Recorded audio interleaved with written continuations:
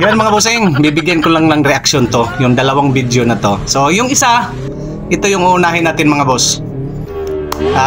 Dito sa page ko mga bossing, lagi natin tinitira yung mga kamuti na yan. Atin lang kasi mga boss ay masishare natin yung nalalaman natin about sa mga kamut.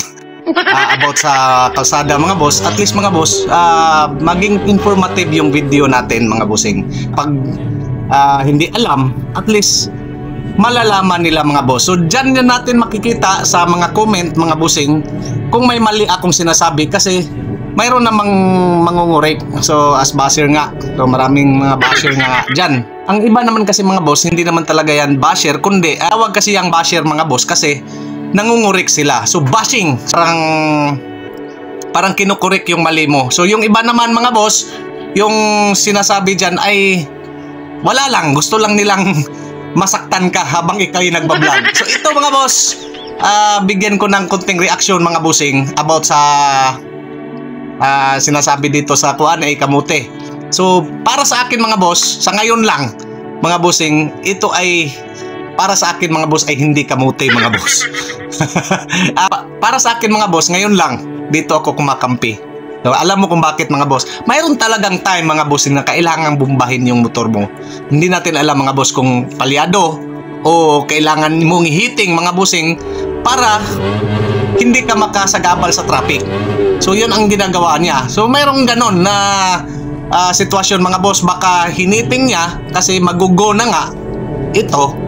Tapos yun nga, nasa pool pa siya na mayroon palang ano dyan. At saka pangalawa mga bossing, dapat mga boss, hindi ganon ang pagtrato mga boss sa mga kamote mga boss. Hindi dapat ganon mga boss. Hindi dapat. So mayroon naman tayong law, mayroon naman tayong ano mga boss na sinusunod. So batas na sinusunod mga boss na pwede naman natin tikitan. Pwede naman siguro na tabi mo na tayo, bakit mo binubumba na masakit sa tainga. May ganon kasi mayroon naman yan silang pangsukat mga bossing na lumalagpas ka doon sa ingay sa tunog ng motor mo. So mayroong ganon mga boss na maganda mga bossing pagka approach. Hindi ganyan mga boss na sasapakin mo na diretso. So ito mga boss ay hindi ako kampi dito sa mga personahe ng ating gobyerno. Mas kampi ako dyan sa kamote. So hindi dapat ganyan ang approach mga boss. Kahit na kamote yan, dapat i-approach nyo ng maayos. Kita nyo kung lumagpas siya. O baka naman kasi mayroong palyado yung makina niya. Kailangan niyang bombahin para hindi siya makaabala dyan sa mga nakasunod. Baka mamatay pa, ay nakaguna. So ganyan mga boss, binigyan ko lang ng reaction ito. So pangalawa mga boss, ito. Niyan. Para humahaba-haba yung video natin konti. Ito mga bossing, tingnan nyo.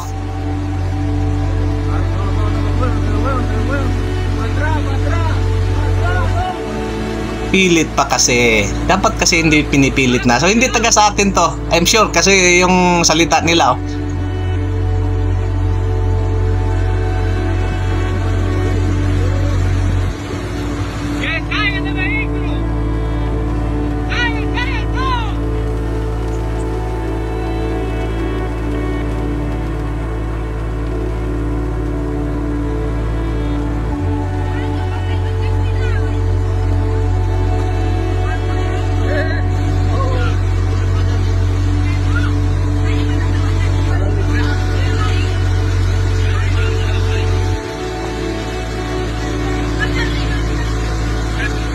Thank you for watching.